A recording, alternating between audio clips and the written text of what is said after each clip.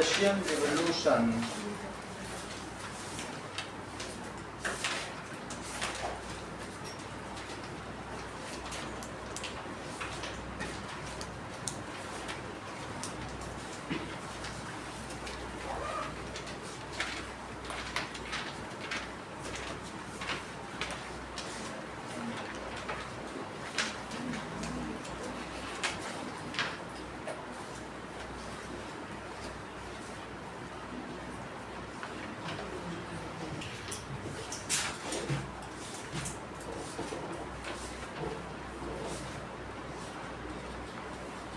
socialism in Europe and Russian Revolution.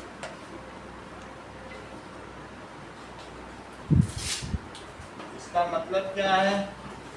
Socialism का क्या मतलब है? कहा गया है यूरोप में समाजवाद और रूसी क्रांति।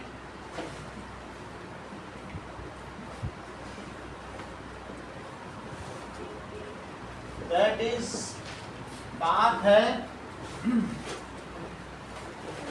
It is 19th century. तो 19th सेंचुरी का मतलब है 1870 की बात है। उसी समय क्या हुआ था कि कोलोनाइजेशन बहुत तेजी से चल रहा था, और आपने देखा था कि और थोड़ा पहले चल जाओ यानी 1800 के शुरू में तो भी कोलोनाइजेशन था। सो नाउ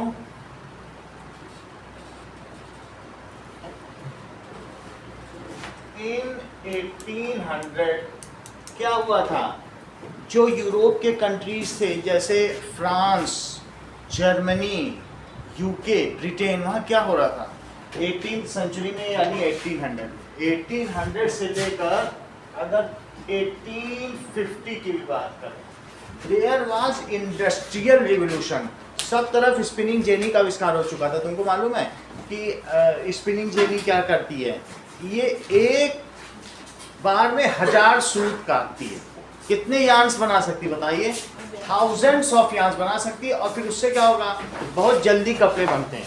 अगर मान लो तुम एक चरखे से एक धागा बनाओगे, वो क्या करेगी 1000, और अगर 1000 धागे बन जाएंगे, 1000 थ्रेड्स बन जाएंगे, यार्न उसको कहते हैं। क्या कहते हैं? यार्न। तो तुम उससे कितने कपड़े बना सकते हो? तो मशीन का युग आ गया था, यानी अब कपड़े बहुत तेजी से बनने लगे थे। तो वो उनको करने के लिए कच्चा माल चाहिए था। कच्चा माल के लिए क्या चाहिए था? Raw material. ये सब आविष्कार किसने किया था? स्पिनिंग जेनी का और साथ ही साथ ट्रेन का।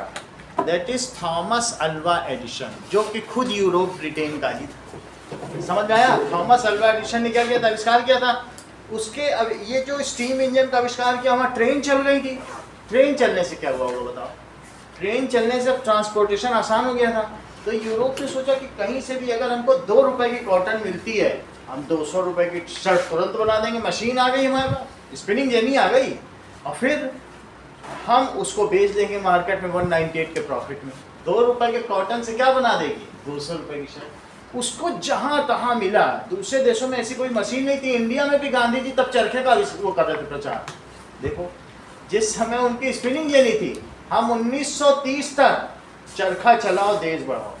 और वहाँ स्पिनिंग जेनी से मैनचेस्टर में क्या होता था, लंदन में ऐसा धुआं निकलता था, वो फक्र से बोलते थे देखो हमारे यहाँ सूरज उदित ही नहीं होता, देयर इज नो सनराइज इन में, धुआं ही धुआं। ऐसा इंडस्ट्रियलाइजेशन, बोलो बात समझ में आ गई? तो ऐसे इंडस्ट्रियलाइजेशन में there was a flow of citizens from rural area to urban area. अब क्या हुआ, सारे गांव के लोग अब खेती में इंटरेस्टेड नहीं थे, उनको कहाँ की लाइफ पसंद आने लगी। इसकी वजह से क्या हुआ होगा बताओ? उसकी वजह से जब अर्बन एरिया में आ गए, उनसे 16-16 घंटे काम लिया जाता है, जॉबर्स हो गए। बोले हम गांव से, अच्छा तुम्हें जॉब चाहिए, पहली पगार हमें देना, जॉब लगवा दो। उनको कहते हैं जॉबर्स। बड़े मोटे मोटे पेट वाले ऐसे चलते, जैसे वो आते थे जो ना गाँव से, उनको जॉब में लगवा देते। और काम कितना लिया जाता था बताओ? 16 आवर्स का। और ये बैरक्स, उनको सबको किस में रखा जाता था? बैरक्स में रहो, कोई हाइजीन नहीं, 6 घंटे सो, फिर सुबह उठ के अपना फिर ऐसे ही जल्दी 1-2 घंटे फ्रेश के लिए फिर पूरा दिन काम करो। ऐसी स्थिति में उस समय कार्ल मार्क्स का उदय हुआ। कार्ल मार्क्स कौन थे? रिवोल्यूशनिस्ट थे। उन्होंने कहा ये जो इतने लोग हैं इनकी, उनको देखकर उनको दया आ गई कि कैसी स्थिति है मजदूरों की, जो वर्कर्स हैं, फैक्ट्री वर्कर्स। उन्होंने बोला कि इनमें और जो पूंजीवादी है, बोलो उस फैक्ट्री का मालिक क्या बहुत अमीर होगा ही। उनके बीच में उसने कहा हमेशा टक्कर होगी। दुनिया में 2 ही तरीके के लोग हैं, एक जो पूंजी रखते हैं, ठीक है, शोषण करते हैं, और एक जिनका शोषण होता है। तो उसने क्या कहा, वर्ल्ड में क्या आना चाहिए बताओ? सोशलिज्म का क्या मतलब है? कार्ल मार्क्स ने बताया कि इन सब का पैसा, ये जो भी बड़े बड़े फैक्ट्री मालिक हैं, इनको मार दो। कितनी बड़ी बात है, गलत बात है। और इनका जितना पैसा सब में बांट दो। इस चीज को कहते हैं समाजवाद।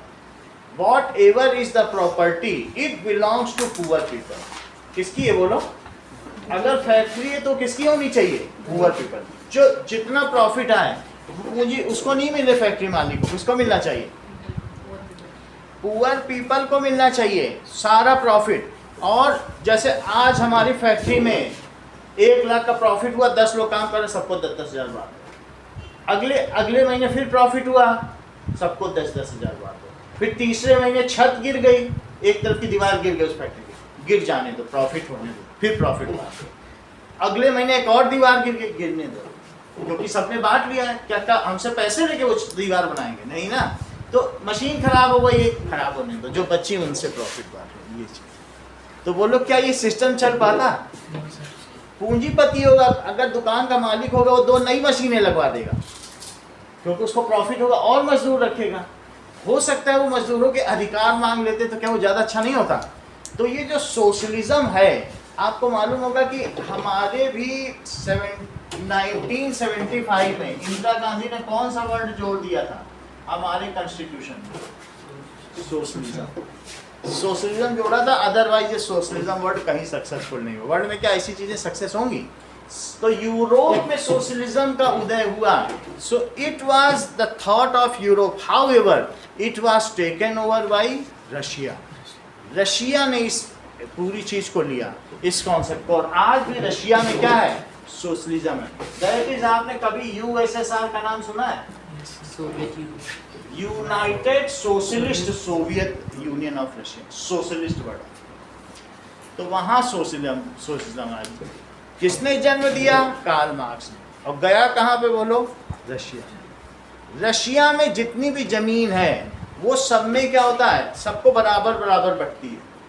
तुम अगर बहुत पढ़ी लिखी हो, ये कम पढ़ी लिखी हो, तो ऐसी स्थिति में भी तुम दोनों को, जो तुम काम करोगे, तुम इंजीनियर हो, एक किसान है, तो जो भी अर्निंग होगी दोनों को 1-1 रोटी दी जाएगी, इनको ज्यादा नहीं मिलेगी। उन्होंने बोला था लेनिन ने कि मुबारक हो, हमारा देश पर्याप्त तरक्की कर चुका है, कल से अब सबको 2-2 रोटी खाने को मिलेगी। रेडियो पे बोल रहा। यानी आप ऐसी स्थिति समझिए, सबको इक्वल डिस्ट्रीब्यूशन होगा। तो ऐसी स्थिति में बोलो इंजीनियर का मन लगेगा क्या कि हम और ज्यादा उड़ान भरे और मेहनत करें? कहेगा हमें मिलनी तो 2 ही रोटी, क्यों ना लेटे लेटे खाओ। बोलो बात समझ आएगी नहीं? सोशलिज्म में अगर तुमको मैं कहूँ कि मेहनत करोगे तो ऐश करोगे, तब तो आप मेहनत करोगे। अब मैं कहूँ मेहनत करो न करो, ऐश तो करोगे, तो मेहनत आप करोगे नहीं करोगे। इंस्पिरेशन कहाँ से मिलता है आपको अच्छा करने का? बिकॉज अच्छा काम से अच्छा पैसा मिलेगा। रशिया में ये रूल नहीं है। आज भी वहाँ पे लोगों में अगर देखो तो मोटिवेशनल लेवल 0 ही। अब हम इसी बात की कहानी पढ़ने जा रहे हैं। बोलो बात समझ आ गई? सोशलिज्म में एक्स्ट्रा नहीं मिलता है। That is wealth is equally divided among all persons of society. It is not owned to all, individual की नहीं होती। ओके, चलो अब आगे की बात करते हैं कि that is there was industrialization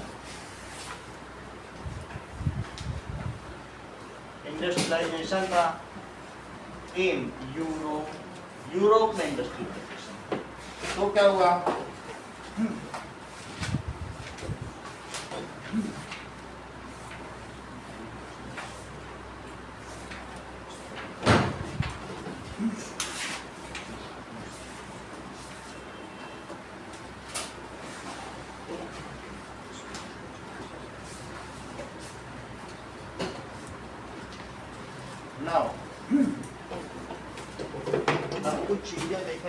आगे बढ़ो।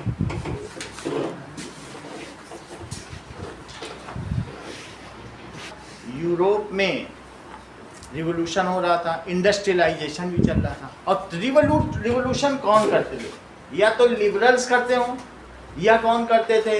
रेडिकल्स। कंजर्वेटिव तो राजा का शासन चाहते थे। अब तीनों का नेचर समझो, इन्हीं का हम यहाँ पर भी देखेंगे। So there were 3 types of person in Europe. कौन कौन से ग्रुप थे? There were 3 types of groups थे, पीपल, जिनके बीच में अलग अलग थिंकिंग थी इन यूरोप। पहला कौन सा था? लिबरल। दूसरा कौन सा था? रेडिकल। और तीसरा कंजर्वेटिव। लिबरल्स की क्या सोच होती है? उदारवादी। ये उदारवादी होते हैं। जबकि कंजर्वेटिव कौन होते हैं? वो लोग रूढ़िवादी। ये हमेशा चाहेंगे कि दे प्रीफर नो चेंज, जैसे चल रहा चलने दो। और ये रिवोल्यूशनरी होते हैं। और ये अतिवादी होते हैं। अतिवादी का मतलब रेडिकल से होंगे कि अगर किसी की मेजोरिटी है, वो कहेंगे माइनॉरिटी को सबको मार डालो, हमारा ही शासन है। जैसे श्रीलंका में हुआ, जैसे बहुत जगह पर होता, ठीक है, इस्लामिक कंट्रीज में होता, वो मार डालेंगे सबको, बाकी शासन करें। तो ये कौन होते हैं बोलो? रेडिकल। समझ गए? एक ही तरीके का शरिया कानून लागू करो, ऐसा करो। या कहीं बुद्धिज्म है तो सिंघली ने किया लंका में, बोले नहीं सबको हटाओ, तमिल को सिंघली शासन करे। 70 साल से ग्रेजुएट। समझ में आई बात? अभी हम किसकी बात कर रहे हैं? लिबरल को आज़ादी चाहिए। क्या चाहिए? और उनको देश के भक्ति से नहीं लेना देना है। उनको किस चीज़ से मतलब है बोलो? हमें आज़ादी दो, हमें क्या लेना देना, ये इंडिया है, चाइना है। We want more freedom, more liberty. उनको देशभक्ति से कोई मतलब नहीं। समझ में आ गई बात? सो दे वांट, क्या चाहते हैं बताइए? Liberals want, they want to bring change in society. दूसरी चीज क्या चाहते हैं बताइए? They wanted secularism.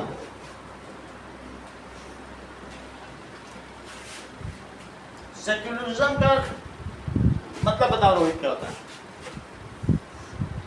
अविश, what does it mean by secularism? Correct. धर्मनिरपेक्ष, यानी government should have no religion. Government का अपना कोई रिलीजन नहीं है, and should be taking all the decisions, ठीक है, फ्री फ्रॉम एनी रिलीजन। उसको कहते हैं धर्मनिरपेक्ष। तो अभी हम लोग सेक्युलर हैं, दैट इज सेक्युलम वर्ड से बना है, धर्मनिरपेक्ष। इसका क्या मतलब है? कि government as no state religion.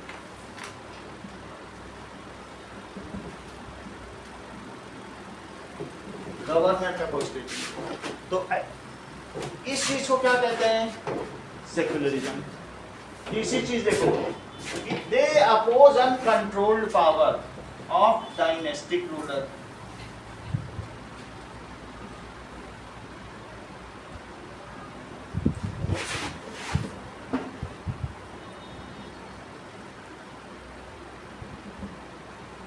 वो ये भी चाहते थे किंग्स का शासन। They oppose uncontrolled power of dynastic ruler. They believe government should be elected by people, तो उन्हें ज्यादा राइट मिलेंगे।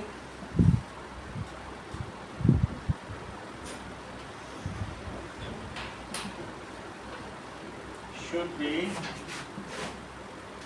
Elected by people. और चौथी चीज नेक्स्ट है, government should do what the good for people.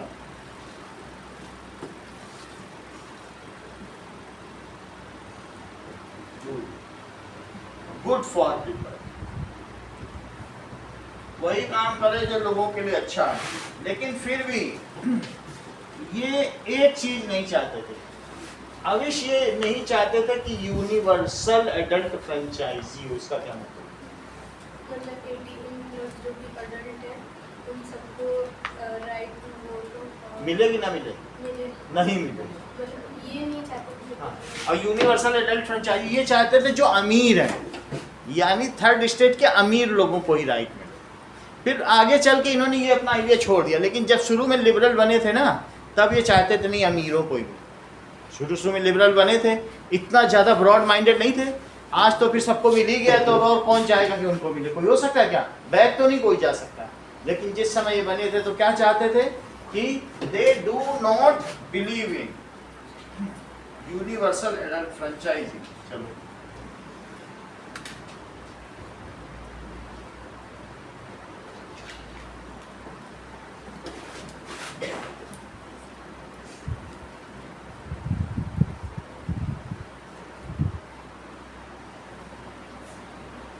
चलो ना,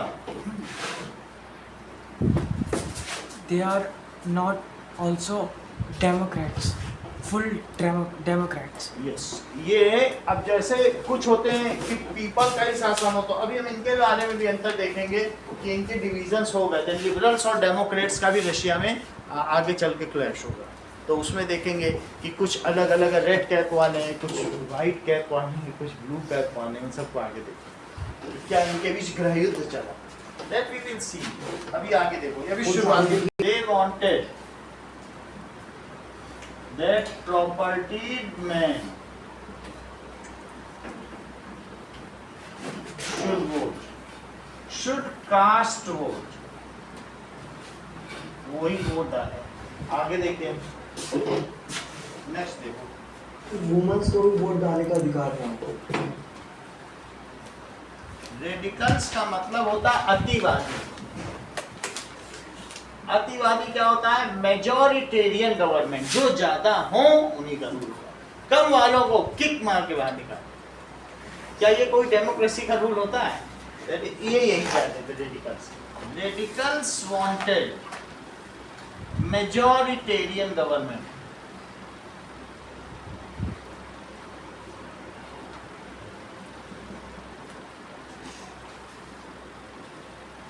श्रीलंका में 19, ये देखो दैट इज श्रीलंका, और इसमें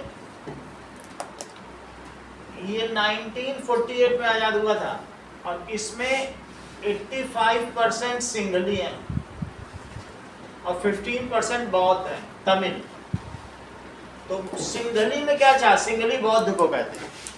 सिंगली बोलते थे हमारी भाषा चलेगी, तमिल की भाषा नहीं चलेगी, जो सिंगली बोलेंगे, जो बौद्ध होंगे, उन्हीं को नौकरी मिलेगी, इनको कुछ नहीं मिलेगा।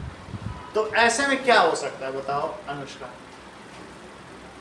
ये रेडिकल से क्या हो सकता है तुम अपने मन से? और जानते हो इनकी 99.7% लिटरेसी रेट है, वर्ल्ड की हाईएस्ट।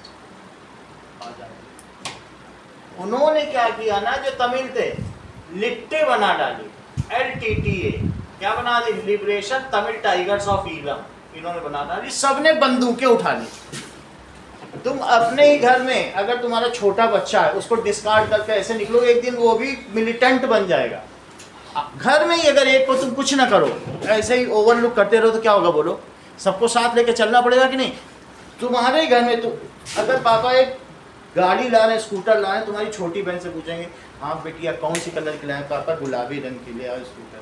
उसकी बात ना माने, लेकिन पूछ लिया, यही बड़ी बात है कि नहीं? तो हर एक की बात आपको माननी पड़ेगी। किसी को डिस्कार्ड कर सकते हो क्या? मेजॉरिटेरियन क्या चाहते थे? उनका रूल हो, इसकी वजह से अगर सही तरीके का होगा तो बंदूक उठा लेगा, अदरवाइज एलिमिनेट हो जाएगा।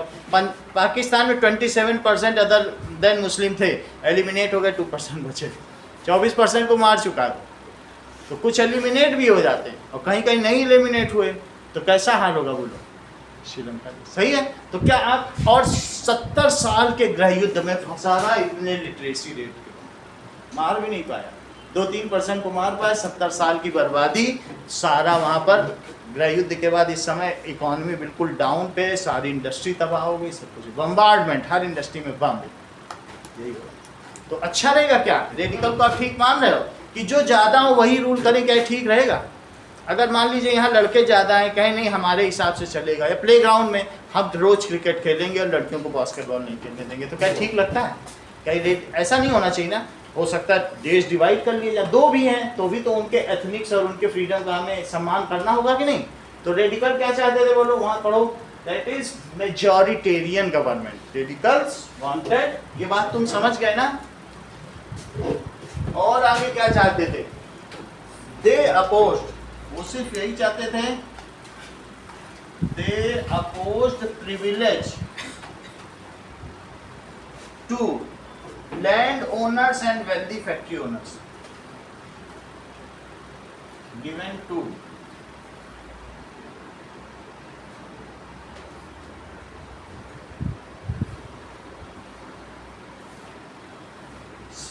अब अगला देखो, तो सबके लिए समान हो, लेकिन सारी के साथ कंजर्वेटिव कोई रिवोल्यूशनिस्ट नहीं थे, उनको कुछ नहीं चाहिए था, वो मजा लेना चाहते थे, उनके हाथ में शक्ति थी, चाहते थे अच्छा अच्छा तुम ये चाहते हो धीरे धीरे करेंगे। सो कंजर्वेटिव वास्तव में फर्स्ट एंड सेकंड स्टेट के ही लोग थे।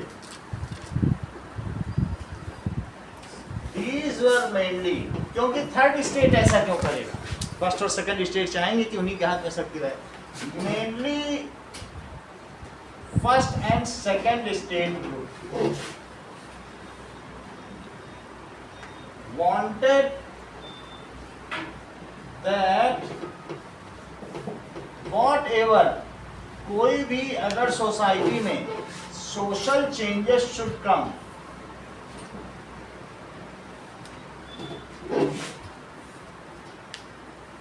come slowly. They preferred dynasty ruler. Dynasty rule को कि राजाओं का ही शासन।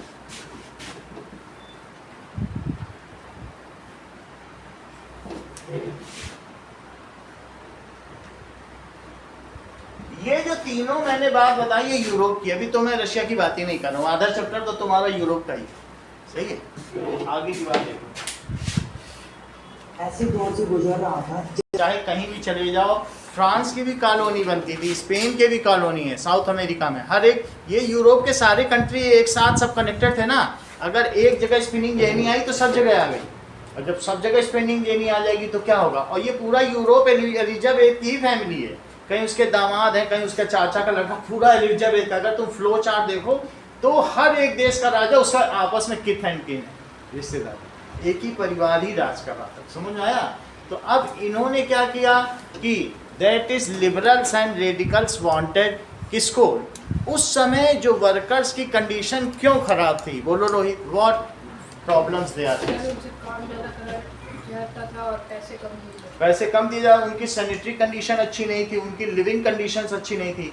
तो इन लोगों ने सोचा कि हम डायनेस्टी रूलर्स के हाथ से और साथ में एरिस्टोक्रेट्स, एरिस्टोक्रेट्स समझते हो, नोबेल्स के हाथ में पावर, जो ज़्यादा पैसे वाले, पूंजीपतियों के हाथ में पावर होना, उनसे ये क्या करना चाहते थे, पावर लेके उनको डिस्ट्रीब्यूट करना चाहते थे, उनके राइट्स के लिए लड़ना चाहते। ये बात तुम्हें समझ में आ गई।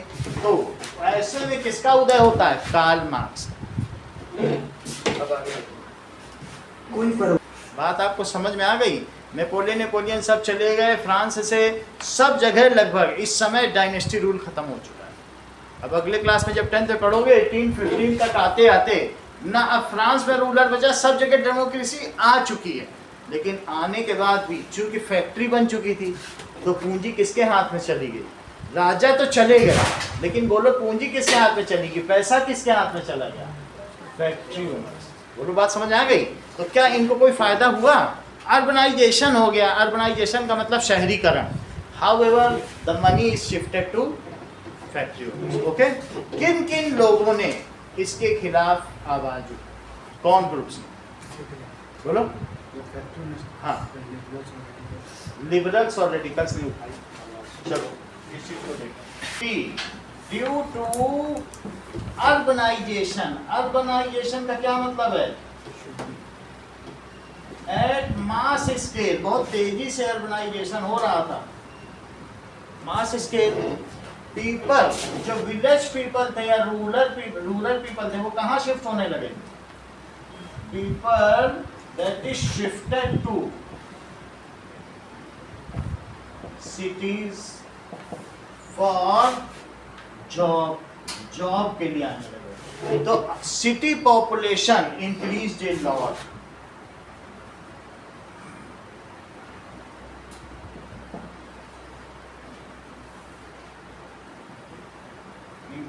job.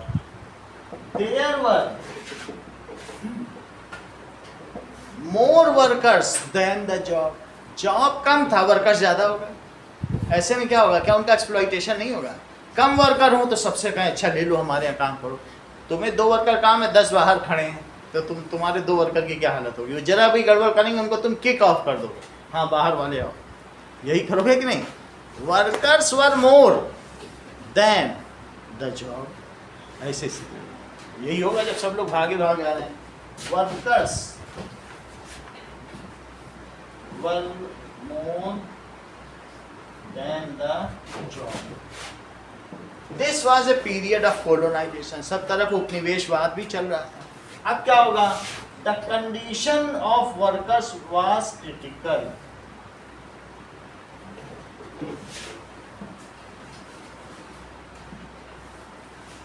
वॉज क्रिटिकल,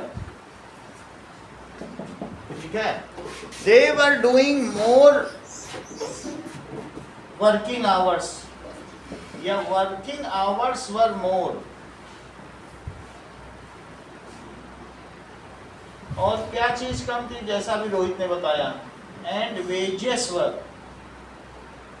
वेजेस कम थे, स्मॉल। और उनकी डॉर्मेट्री कैसी थी जहां वो रहते थे? बैरक्स, बैरक्स में तो सैनिक रहते हैं, वो कहाँ रहते थे? Dorms, dormitory. तो सैनिटरी कंडीशन कैसी थी जहां वो रहते थे? साफ सफाई, condition of dormitory was unhygienic. ये चीज समझ में आ गई बात कि नहीं? At that time there were very social groups, radicals और कौन आया? Liberals. So groups were form, they fought for the rights of workers. बहुत बड़ा ग्रुप हो गया था at that time. Liberals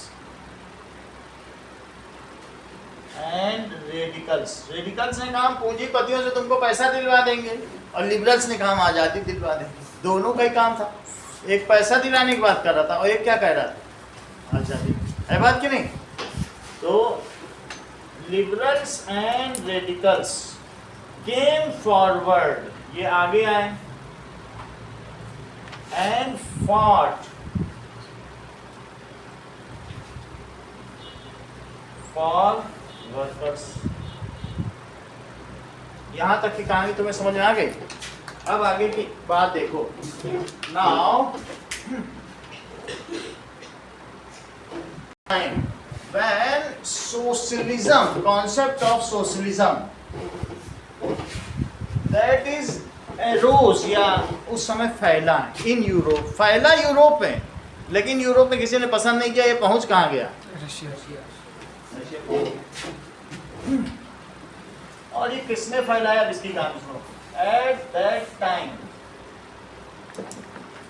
concept of socialism spread in Europe. और किसने फैलाया? कौन इसके जन्मदाता कहे जाते हैं? कार्ल मार्क्स इज द, ठीक है, वो इसके कहे जाते हैं। आगे की बात देखें।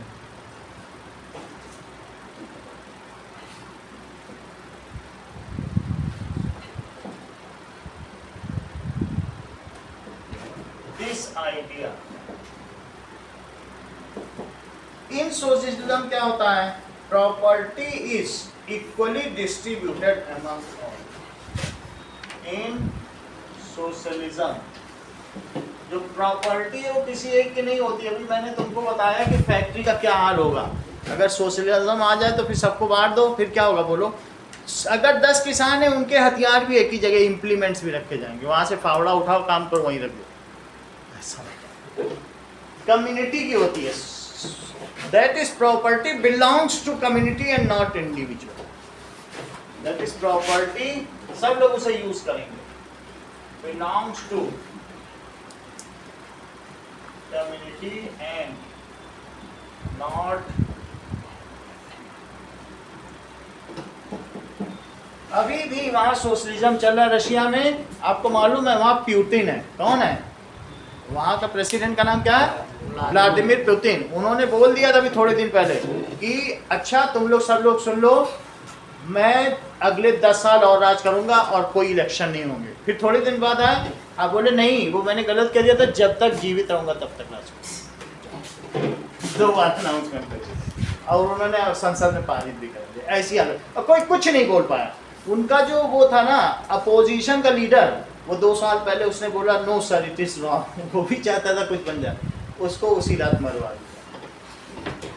इसको भी खत्म। ये हालत है। तो बोलो ऐसी जगह जहाँ पब्लिक में मोटिवेशन ही नहीं है, तुम उनको कुछ 1 रुपये भी उनका नहीं है, हथियार कॉमन उठाओ, काम करो, रख दो, सबको इक्वल मिलेगा, नहीं करोगे तब भी मिलेगा। ऐसी सोसाइटी कैसे चलेगी? आगे की बात है, का आइडिया था वो लोगों को बहुत पसंद आया। followed this idea are called socialist। अब उनको सोशलिस्ट कहा जाने लगा, जो भी चाहते थे कि पैसा बराबर कमा पा रहे हैं। अब दोस्तों यहाँ तक इनके बारे में जानना चाहिए, क्योंकि आज भी इनके बहुत सारे फॉलोअर्स हैं। एंड हिस्टोरियन थे, सोशलिस्ट थे, जर्नलिस्ट थे, बेस्ट नोन फॉर थ्योरीज। इन्होंने बताया कैपिटलिज्म, सोशलिज्म और कम्युनिज्म, ये अलग अलग थ्योरी इन्होंने बहुत सारी दी और कम्युनिस्ट मैनिफेस्टो के लिए काम किया। एक बात इन्होंने और भी बताई कि अगर जो परिवार का कॉन्सेप्ट है, अगर मान लो ऐसा हो अनुष्का कि कोई शादी ही ना करे और परिवार ही न चलाए तो क्या होगा? कार्ल मार्क्स के हिसाब से बताओ सोच के। मैरिज ना हो किसी की और किसी के बच्चे ना हो तो क्या होगा? जो पूंजीपति हैं वो जानते हो शादी क्यों कर रहे हैं? जिससे उन्होंने जो पूंजी रखी वो उन्हीं के परिवार को मिलती रहे। और अगर मान लो उन्होंने शादी नहीं की तो अल्टीमेटली वो पूंजी क्या होगी? एक जनरेशन के बाद समय बढ़ जाएगी। तो उन्होंने कहा ये जो फैमिली का कॉन्सेप्ट है वो रिच को रिचर बनाता जा रहा है और पुअर को क्या कराता जा रहा है?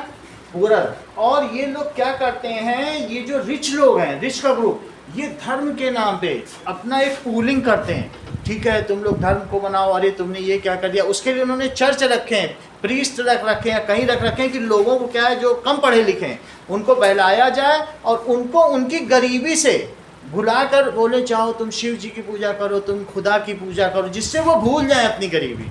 और जो पूंजीपति हैं दे आर एंजॉइंग, तुमको कुछ नहीं। जो सऊदी अरब है वहाँ की प्रिंसेस बिना बुर्का के ऐसे ही बहुत फैंसी ड्रेस में घूम रही हैं और सबको बोला जाता है कि जबकि उन्हीं के यहाँ काबा और मदीना है और वो खूब ऐसे घूम रही हैं। और आप जो हम लोग हैं उनको बोला जाता नहीं ऐसे नहीं करो वैसे नहीं करो। तो पूंजीपति, इनका कहना क्या था? सिर्फ युद्ध किसके बीच में होगा आगे चल के बताओ? पूंजीपतियों में होगा और गरीबों में। इसके अलावा और कोई सोशल डिवीजन नहीं है। ये भ्रम में रखने के लिए है और ये बनाए गए जिससे कि लोग अब भूल जाएं, अपनी गरीबी भूल जाएं, फैमिली में रहें। बात समझ में आ गई? कार्ल मार्क्स का टोटल कॉन्सेप्ट क्या था? तो ये इनका नया कॉन्सेप्ट है। It was total alien. लोग तो पहले चर्च का कितना ज़्यादा सम्मान करते थे, इन्होंने कहा ये सब कुछ नहीं, भ्रम में रखने के लिए गरीबों का। अमीरों के लिए कोई खुदा नहीं, वो तो एंजॉय कर रहे हैं, वेल्थ का एंजॉय कर रहे हैं। ये सब जगह है, चाहे किसी भी सोसाइटी में देख लो, उनके लिए कोई गॉड नहीं, दे आर सेल्फ गॉड। अब आगे देखिए, वही राहुल गांधी देख लो, अमीर है, कभी चले जाएंगे दरगाह में चले जाएंगे, कभी कहीं चले जाएंगे, सब जगह सब कुछ करते हैं कि नहीं करते? उनके लिए क्या है? वो एक फैंसी ड्रेस कंपटीशन है उनके लिए। हमारे आपके लिए मरने जीने का प्रश्न होगा, अमीरों के लिए है क्या? बिल्कुल नहीं। आगे की बात देखिए। अब नेक्स्ट इज,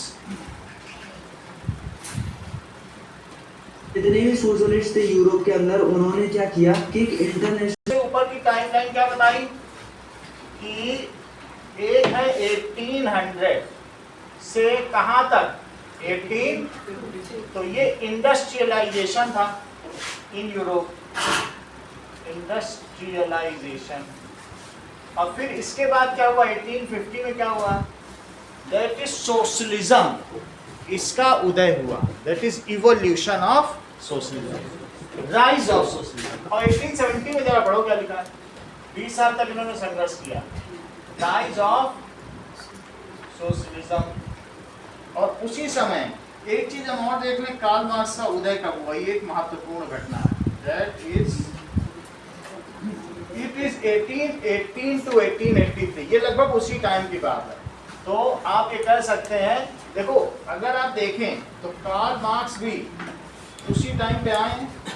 ये देखो कार्ल मार्क्स,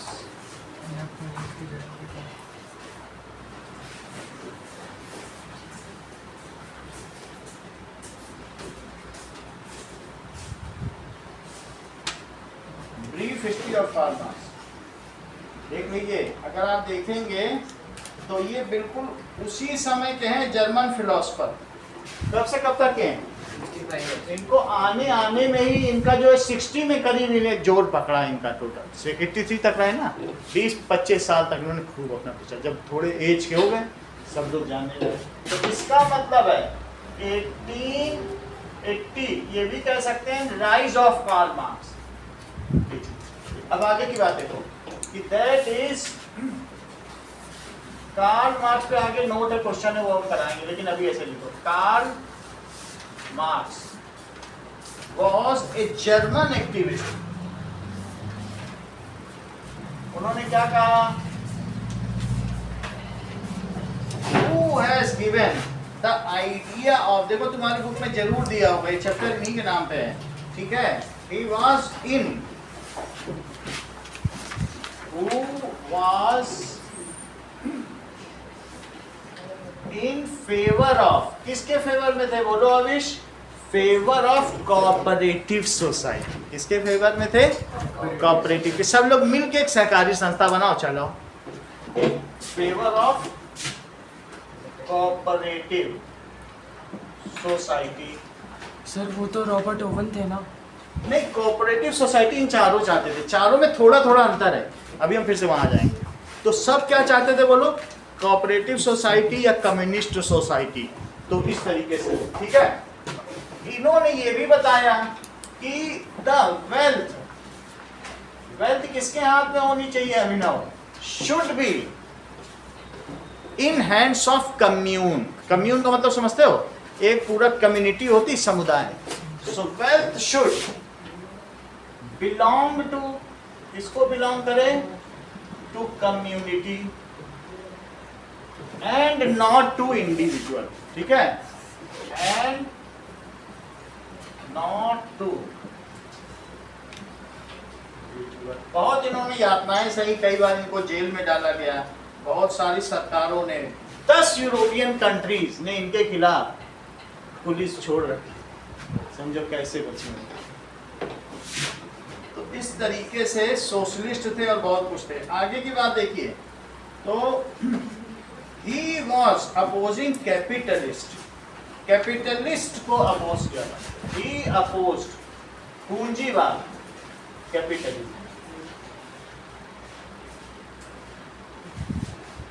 कैपिटलिज्म कहाँ? दिग्विजय बोलो कुछ डिस्टर्ब करें क्या?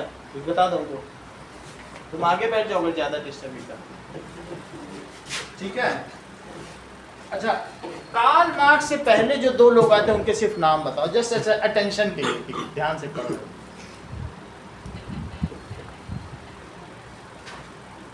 करेक्ट, ये उसने नोट किया तभी ये जानता है। एक रॉबर्ट रोवन, दूसरा क्या बताया? मुस्कुराहट में जवाब छिपा। टैलेंटेड है, नहीं तो क्यों मुस्कुराता? और कोई होता तो डूम्सडे कर लेता। हर चीज देखो टैलेंट है इसको। अब आगे की बात देखो, तुम्हें समझ में आ गई बात? से प्रेरित होकर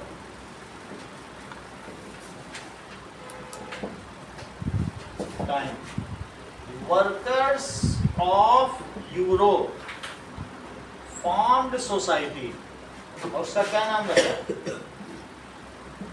कॉल्ड सेकंड इंटरनेशनल। क्योंकि पूरा तो यूरोपी था, से पूरे और तो कॉन्टिनेंट दिए नहीं थे, इसलिए इसका क्या नाम रखा गया? Second international. ये एक इंटरनेशनल बॉडी थी जो सोशलिज्म था। सो इट स्प्रेड ही नहीं किया, and fought for socialism. The idea of socialism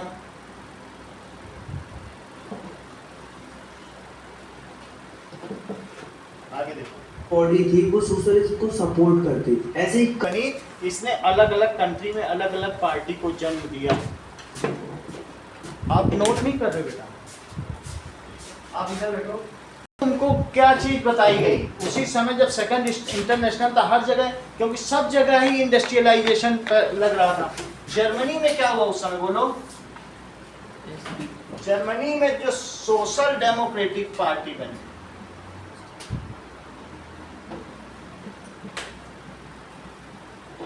और ब्रिटेन में क्या बनी? Labours party. लगभग एक ही नाम है।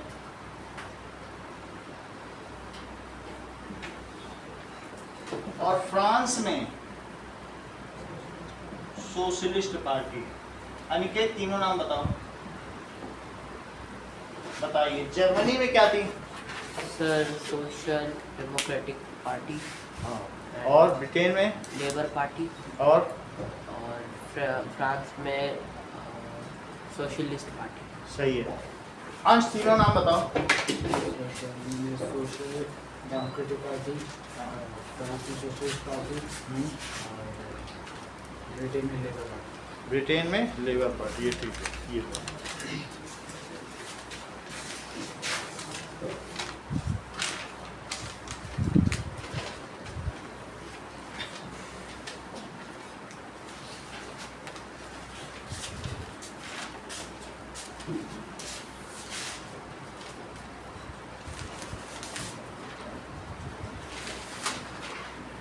जी, कहाँ कहाँ पे कौन कौन सी पार्टी?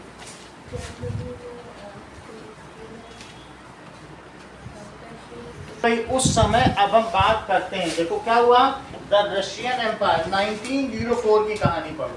अब इसके बाद सीधा हम आते हैं 1904 में। इतनी बात तो तय हो गई कि उस समय कौन रूल करता था रशिया में, बताओ? जार। Jar was ruling. 1914 अभी देखते हैं। That is tsar Nicholas two. Nicholas tsar Nicholas, ठीक है। Tsar Nicholas ruled to Russia. ये कहाँ रूल किया? Ruled to Russia. अभी यहाँ तक पहुंचेंगे, 14 तक भी कहानी पहुंचेंगे। पहले 1904 पे। तो 1904 में जार का शासन था। जार निकोलस बिल्कुल अलेक्जेंडर जार था, क्रूर शासक था। अगर उसने आज यहाँ पौधा लगा दिया तो उस पौधे की देखभाल के लिए वो 200 गार्ड लगा देगा। अगर वो मरा तो 200 गार्ड मरे। ऐसी स्थिति, यानी ही वाज एब्सोल्यूटिस्ट, निरंकुश शासक। इतना ज़्यादा लोग उससे त्रस्त थे कि समझिए, जब जापान ने रोहित रशिया पे आक्रमण किया, छोटा सा देश जानते हो, जापान बहुत ज़्यादा बड़ा नहीं है। आप ये देखो, ये इटली है और ये अफ्रीका है। दिस इज इंडिया, ये है जापान, ये जापान, दिस इज जापान ने किस पे शासन किया? ये क्या है बोलो? Ural mountain. Ural mountain. और यहां से रशिया शुरू है। सोचो जरा कितना बड़ा रशिया, समझ में आया कि नहीं? तो that is this much is Russia. और ये जापान ने आक्रमण किया। तो वहां जार का शासन था। किसका शासन था? जार लोगों की संपत्ति खींचता था। रिवोल्यूशन हुआ क्यों? रशियन रिवोल्यूशन क्यों पड़ा? क्योंकि वो किसी का वेलफेयर नहीं देखता था, लोगों पे पूरा शासन करता था। और बहुत 100-150 साल बाद जापान ने आक्रमण किया। मैं सेकंड वर्ल्ड वॉर की बात कर रहा हूँ। लोगों ने कहा आइए आइए हमारे राज्य को मारिए। तो जापान के जो सैनिकों ने थे, पूरे वहाँ के सेना में राजाओं को मार दिया। और राजा को नहीं मारा, मिलिट्री कमांडर को, जो गन्ने पीरने वाली मशीन होती उसमें डाल डालते थे। और सारी जो वहाँ की रशियन लेडीज थी उनको ब्रॉथल में, वेश्या खाने में डाल। दुनिया इतना ज़्यादा हेट करने लगी जापानी से। बोला आज से तुम सैनिक नहीं रखोगे। आज तक जापान में सेना नहीं। तुम इतने क्रूर हो, क्या सैनिक ऐसे होते हैं? आज भी उनकी रक्षा कौन करता है? अमेरिका। अगर कोई तुमसे पूछे द क्रूवेलेस्ट आर्मी कौन है वर्ल्ड में, तो कौन है बोलो?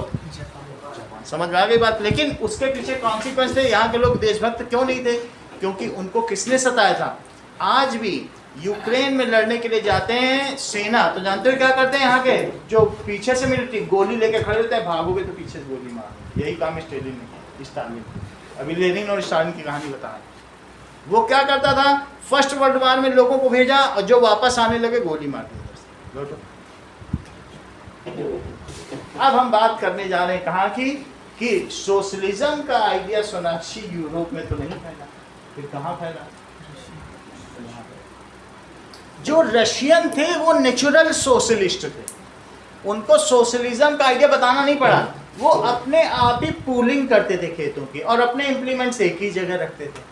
उनका बिहेवियर कैसा था, वो जो मिलता था वो बराबर बांट के खाते थे फैमिली में। तो उनको किसी ने दिया नहीं सोशलिज्म का आइडिया। वो कौन थे बोलिए? रशियंस वर नेचुरल सोशलिस्ट, ऐसा वो करते ही थे और इसलिए सोशलिज्म वहीं चल गया। अब चाहे कार्ल मार्क्स ने पहुंचाया हो या पहले से ही वहाँ था, तो उनको पता चला यूरोप में, फार यूरोप में एक ऐसा आइडिया, बोले ठीक है हम इसी से लड़ाई करेंगे। उन्होंने फिर सोशलिज्म को लेकर लेनिन ने लड़ाई की और लोगों को आज़ादी दिलाई और उनको सोशलिस्ट बोला कि हमारा देश अब सोशलिस्ट होगा। बात समझ में आ गई कि नहीं? तो लेनिन वहाँ के लीडर थे। अब हम सारी कहानी जार से लेकर लेनिन तक जाएंगे और लेनिन से जाके स्टालिन तक जाएंगे। तो अभी 1904 में देखो, बोलो। ये जो रशिया था, मतलब जैसे सोशलिस्ट का आइडिया था, वहाँ में भी मतलब इसको कम्युनिस्ट क्यों कर दिया?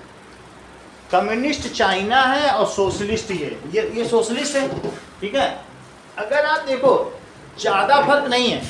अब जैसे कम्युनिज्म का आइडिया, दोनों इसी से इंस्पायर्ड है। एक है सोशलिज्म और दूसरा क्या है? कम्युनिज्म।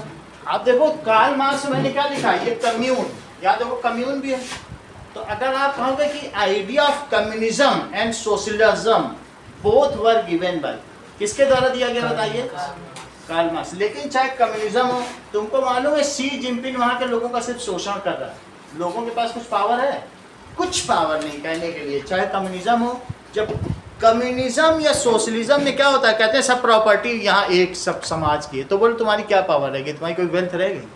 तो इस तरीके से, तो that all property belongs to, तो ऊपर से देखने में अलग अलग है, otherwise whatever is communism. तो थोड़ा सा अंतर आप कह रहे हैं तो मैं बता देता हूँ कि दोनों में कोई फर्क नहीं है। Okay, both are same. Property belongs to community, property belongs to society. फर्क क्या है बताओ? कोई फर्क है? नहीं फर्क है। वहाँ पे चाइना में क्या कहा जाता है, इस गली के सारे लोग घड़ी का ये पुर्जा बनाओ, चलो बनाओ। तो अब उसके खिलाफ नहीं जा सकते। अभी हमको मिला हजरत निजामुद्दीन में 3 साल पहले, तो उसने बताया कि 2-3 लोग पहुँच, मतलब वहाँ पर एक गांव के लोग थे, तो उसमें ग्रुप पूरा पहुँच गया। हमारे यहाँ लाइट नहीं आ रही, 2 दिन से पानी नहीं आ रहा। बोला ये ग्रुप में मत आओ। चाइना में क्या है, तो ग्रुप में मत आओ, ये म्यूटिनी कही जाएगी, इसको गद्दारी कहते हैं, कि एक साथ सरकार के खिलाफ। और 2 दिन बाद वहाँ जाकर सबको गोलियों से, औरतें बच्चों सबको मार दो। आप वहाँ पर विद्रोह नहीं कर सकते चाइना किसी भी तरीके का। अगर तुम वहाँ पर परेड हो रही तो यहाँ पर पिन लगाई रहेगी, गर्दन किया अंदर चला गया। तो जो वहाँ पर है किसी भी तरीके का आप विद्रोह नहीं कर सकते। समझ में आया? In the name of democratic rights they have nothing, कुछ भी। जो रशिया का हाल है वही किसका हाल है? जिंदा जिंदा लोगों को कोरोना ने जिप बंद किया, डाल दिया भरी। ऐसा बताया गया कि 20 लाख लोगों को जलाया गया, ऐसा सैटेलाइट इमेज बता रही। वो कह रहे हमारे तो 100 आदमी मरे। वहाँ तो न गूगल चलता है, न कुछ चलता है, न क्रोम चलता है, कोई न्यूज़ ही बाहर नहीं आती। समझ में आ गई बात? खैर अभी हम किसकी बात कर रहे हैं? 1904। तो कहानी कहाँ की है? यहाँ पे इधर पर 1940। अब दोस्तों आप 1904 ज़ार निकोलस, वहाँ का क्या था? ज़ार निकोलस II। ज़ार का मतलब राजा होता है। Ruled Russia. और वो कैसा शासक था Sachi? Self willed, corrupt and oppressive. He was, जो चाहता था, विल्ड, करप्ट एंड ऑप्रेसिव। अब देखो, ही इग्नोर्ड पब्लिक वेलफेयर। उसने कोई भी public welfare and condition of peasant को सब इग्नोर कर दिया। ही, सर हाँ बोलो। सेल्फ वर्ल्ड का मतलब सेल्फ विल्ड, अपनी बस उसकी जो इच्छा होती थी, अपनी विम एंड फैंसी के हिसाब से काम करता था, जो मर्जी वो करता, सेल्फ विल्ड, ये नहीं लोगों के लिए नहीं काम करता था। और ही हैज टोटली इग्नोर्ड, किसको इग्नोर कर दिया? That is the welfare of डीजेंट्स और पब्लिक, कोई उनका वेलफेयर ही नहीं देखा। He ignored welfare of public and farmers. उस समय 80% रशियंस फार्मर थे और इंडस्ट्रियलाइजेशन सिर्फ पीटरग्राड और लेनिनग्राड, दो ही, पेट्रोग्राड और दैट इज, और जो वहाँ का मॉस्को, दो ही जगह सिर्फ इंडस्ट्रियलाइजेशन। Saint Petersburg. अब आगे उसी का नाम बदलता गया। सर उस टाइम पे वहाँ भी मशीन आ गई थी। क्या मशीन मशीन्स? आ गई थी। मशीन्स दो जगह थी। अब आप नोट कर रहे हैं, जब ये भी आप ट्वीट कर दो तो मांगो हमसे, पेपर दिया तो नहीं है क्या? नाउ अब आगे की बात देखो। That is peasant frequently refused to pay rent and even murdered land। उस समय 1904 की तुमने स्थिति देख ली क्या थी? तो अब यहाँ पर 1904 में क्या था? It was a bad year for workers। कहानी कहाँ से शुरू होती बोलो? 1904 में क्या था? बैड ईयर हो गया। और 1904 it was bad year for harvest. उस समय वर्कर्स के लिए अच्छी स्थिति नहीं थी। नाउ क्या क्या चीज थी? प्राइजेस रोज हाई, प्राइजेस रोज हाई। और क्या था? That is the condition of wages declined by, wages declined by 20%। जरा इस बात पे ध्यान दो अनुष्का। रशियन राजा 5 बार जापान से हार चुका था, 6ठी बार फिर आक्रमण कर दिया 1902। बोलो ये बुद्धिमानी है? 5 बार हार चुका और फिर आक्रमण कर दिया, और आक्रमण करने के बाद ये युद्ध लंबा चला, सारा खाना सैनिकों को भेज दिया, तो क्या फिर क्या हो जाएगा? This was the year when क्या किया गया था? जार या Russia attacked Japan. This all was due to, क्यों हुआ ये बोलो? फिर से युद्ध हो गया, 6ठा युद्ध। कोई चाहेगा ऐसा युद्ध करना, लेकिन इसने किया 6ठी बार। तो क्या हुआ बताओ? Russia attacked Japan. फिर क्या हुआ? चलिए देखो, This year Russia attacked Japan 6th time. However, it was defeated by Japan।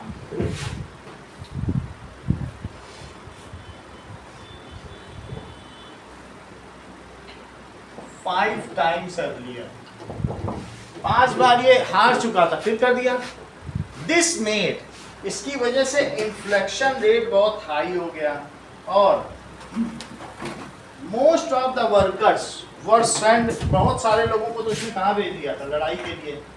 और देखो, मोस्ट ऑफ द वर्कर्स कहाँ भेज दिए गए बोलो? वर सेंड फॉर वार। और लेफ्ट ओवर वर्कर को क्या किया गया बोलो? वर्कर्स जो बच गए थे, जिनको वो बूढ़े थे या कुछ ठीक नहीं थे, तो left over workers were asked to do work for long working hours. उनको 16-16 घंटे काम कराएगा। अब तुम आधे लोगों को वहाँ भेज दोगे, जो बचे रहेंगे उनसे तुम सारे रिक्वायरमेंट मीट कराने के लिए पूरा दिन काम कराओगे, तो क्या वो करेंगे? और जब तो उनको जो पैसा उनको था 20% अगर कीमत बढ़ गई, तो बोलो तुम्हारी सैलरी भी बढ़नी चाहिए कि नहीं? उसी पैसे में चीज़ ही नहीं आएगी, तुम्हारे घर का राशन ही नहीं आएगा। इन्फ्लेशन रेट बढ़ गया 20%, महंगाई, तो क्या होगा? Work for long hours. ये सारी स्थिति 1904 की। हम कहानी कहने जा रहे हैं ब्लडी संडे की, सही है? चलो, तो अब जरा देखिए, workers wanted 8 hours working hours, improved sanitation and that is better wages. गलत डिमांड नहीं थी। वर्कर्स आस्क्ड, इसके लिए अनिकेत बोलो उन्होंने मांग की, और इम्प्रूव्ड सैनिटेशन, अच्छी सफाई हो, and good wages, improved sanitation, better wages, sanitation को मांग किया, और अच्छी पगार, एंड 8 hours वर्किंग आवर्स, या रिडक्शन इन वर्किंग आवर्स। अब क्या हुआ? बात ये 1904 की थी। निकोलस रूल्ड टू रशिया, और किस पे अटैक किया बोलो? जापान। Attack with Japan. अब हम आगे बढ़ गए हैं 1905 की जनवरी। 1905 में जल्दी जल्दी घटनाएं होंगी, तो 1905 में मैं जनवरी पे हूँ। ब्लडी संडे, दैट इज 1905 में क्या हुआ? On Sunday workers took out a peaceful procession. उन्होंने क्या किया? ऐसा हो ही रहा है, तो बस वही साल है, समझो अगला साल लग गया। सो ऑन संडे, एक कोई संडे रहा होगा इन जनवरी, वर्कर्स वर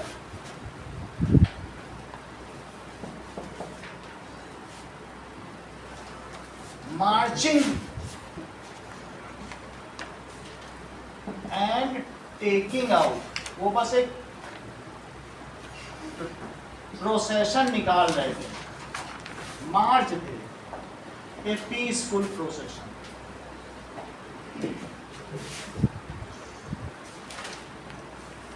और जार निकोलस के महल के आगे से, नीवा नदी के बगल में उसका महल, विंटर पैलेस, नाम क्या था? उसके पास से वो लोग निकले कि भाई हमको भी खाने दिया। अच्छा, नीवा नदी के उधर वर्कर रहते थे, इधर पॉश एरिया, उधर वर्कर्स एरिया, बीच में बहती थी नीवा नदी। तो अब ये नीवा रिवर है, और यहाँ पर दीज आर द पैलेस, यहाँ से ये निकल रहा है, और ये वर्कर्स की फैक्ट्री है, ठीक है? तो क्या हुआ बताइए? पीसफुल प्रोसेशन निकाल रहे थे। They reached winter palace, winter palace पहुंच गए। ये बात, अब एक ऐसा शासक था जो सेल्फ विल्ड था, क्या उसे पसंद आएगी? तो उसने क्या किया? उसने पुलिस और कोसैक्स उसकी खुफिया सेना होती थी, he ordered to shoot out and hundreds of the workers were killed. तो जार निकोलस II ने क्या किया बोलो? Jar II orders has given shooting orders, that had given shooting orders on them. 100 workers were killed. वो तो अच्छे खाने की डिमांड कर रहे थे, लेकिन उनको मार दिया गया। इट स्पार्क्स एजिटेशन, और इसको क्या नाम दिया गया? कितने इंजर्ड हो गए जरा पढ़ के बताओ? 300 and 300 injured. It was named as खूनी रविवार, ब्लडी, कितना ही रखो, इसको ब्लडी संडे का नाम। इसकी वजह से पूरे कंट्री में क्या हुआ? बस एजिटेशन हुआ, सब लोगों ने स्ट्राइक्स करनी शुरू कर दी।